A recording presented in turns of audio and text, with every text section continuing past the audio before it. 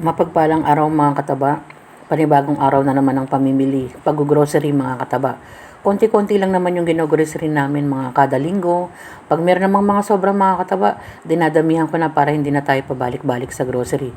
Tulad niyan, kumukuha tayo kasi bubungad agad yung mga toothpaste mga kataba.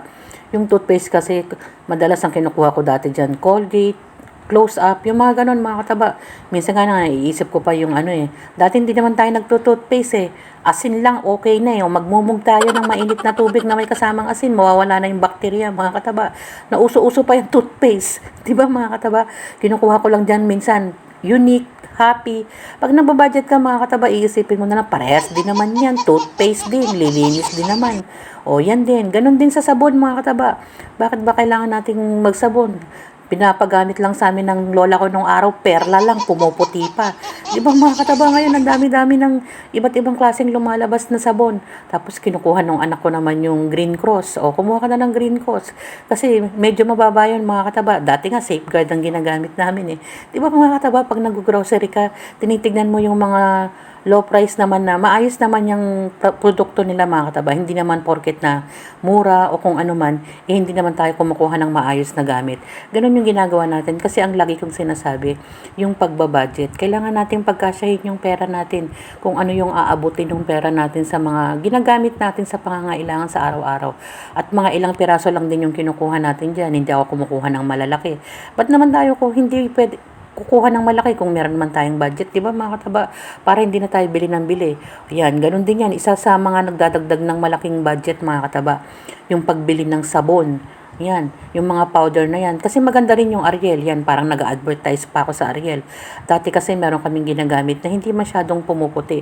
Pero yung Ariel mga kataba, kahit medyo mataas, sulit siyang gamitin. Kaya nga pag sinasabi ko sa mga anak ko, huwag niyong sayangin yung Ariel, ibinubuhos niyo dyan, pinanlilinis niyo lang ng ganito. Kasi minsan ibinubuhos nila sa kung saan-saan mga kataba. Lagi kong sinasabi na binibili natin yan. Lahat ng mga ginagamit natin dito sa bahay, binibili yan, hindi basta-basta pinupulot.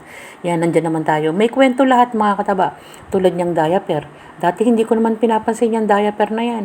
Ngayon, tumitingin na rin ako ng diaper ng apo ko. Isinasama ko na rin sa budget pag may sobra tayo. Kasi pag lola ka ng mga kataba, iniisip mo rin yung apo mo, yung kahit na medyo kapos, pero nagawa ng paraan mga kataba. Sabi ko nga, yung pera kikitain, ang importante mga kataba, kahit papano may naibibigay tayo, na yung hindi kasi nating basta-basta na pwedeng pabayaan o kung ano man yung mga anak natin na kailangan magsarili na sila.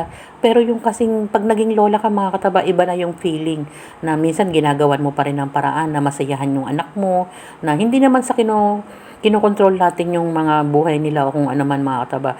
Ang importante, lagi natin silang naaalala.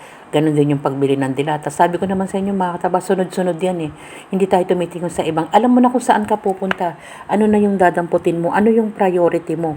Mga ilang klase ng dilata. Yan, madalas kaming kumukuha ng saba mga kataba, kaso laging out of stock yung saba kahit medyo tumataas yung saba. Maganda kasi yung nila, yung laman ng saba malalaki. Yan, para na naman akong bili na kayo, ganitong kasi maganda. Pero maganda talaga yung mga ganong brand mga kataba. Tapos meron naman tayong gatas. Alam nyo ba mga kataba, sa pagkuha ng gatas, sinisipat-sipat ko muna yung presyo niyan. Tinitignan ko isa-isa yan. Dati ganito yung kinukuha ko, dati ganyan yung kinukuha ko. Tapos makikita mo naman yung difference ng produkto nila. Halos parehas din. Kaya nga sabi ko, eto na lang kunin natin. Kasi hindi pwedeng hindi ka kumuha ng condensed milk, evap milk, no? Kasi kailangan yan sa bahay mga kataba. Minsan gumagawa tayo ng dessert, gumagawa tayo ng kung ano-ano. Yan katulad yung mga fruit cocktail, kumukuha din ako minsan yan. Kumukuha din kasi ako dyan yung pineapple tidbits, ipinangahalo natin, ipinangsasahog natin sa lutuin. Nakakapagpalasa kasi yun mga kataba. Sabi ko naman sa inyo, alam mo na yung dadamputin. O yan, nakuha ko na yung gatas na malapot.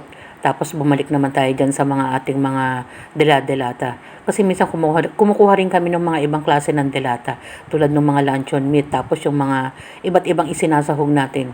Marami kasing pwedeng kunin dyan eh. Yan, tulad yung luncheon meat na yan. Minsan dati kasi may maling mga kataba. Pero minsan kumukuha na lang ako ng ibang brand. Kasi alam mo naman mga kataba, lagi kong binabanggit yung salitang pagbabudget. At hindi naman ako magsasawa na maging wise buy tayo, maging wise na misis para sa pamilya natin. At kung ano lang yung kaya ng pera natin.